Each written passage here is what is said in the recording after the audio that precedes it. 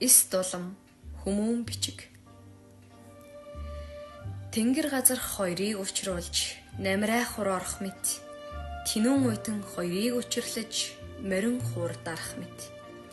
тэлмэн жороогийн удгал Монгол бичгээрээ бичигдсэн титэм шүд нуруу шилбтэй тэр чигээрээ хүн бичиг минь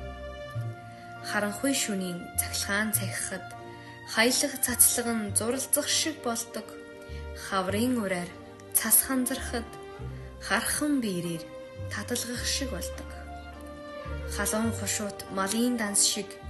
халзан цагаан сүргэмэн бэлчдэг хөлгөн судрын мэрэгэн гарчиг шиг хөндлөн хөх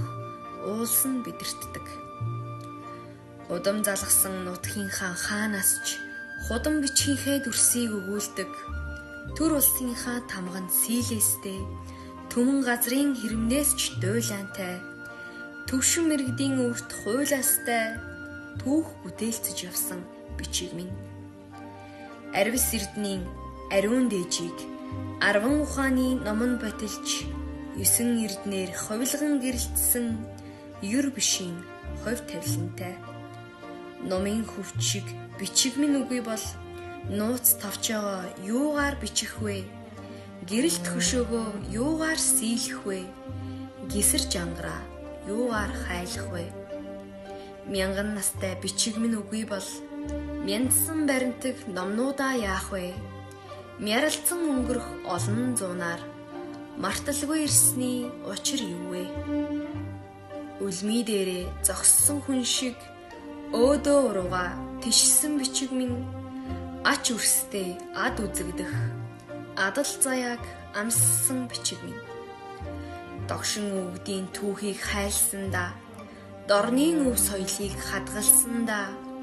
долоон бурхны домгийг хямгатсандаа дордож буурсан доройтож буруудсан галын дүлэнд хөдөс шиг хунирч гар сарвалзуулан шатаж байхдаа ганц хоёроороо үлдсэн тасархайн гадаа хөдөө хийсч явхдаа үлгийтэй хойчтой золгохсон гэхдээ өлөнд ирсний өнгөтэй ороолдож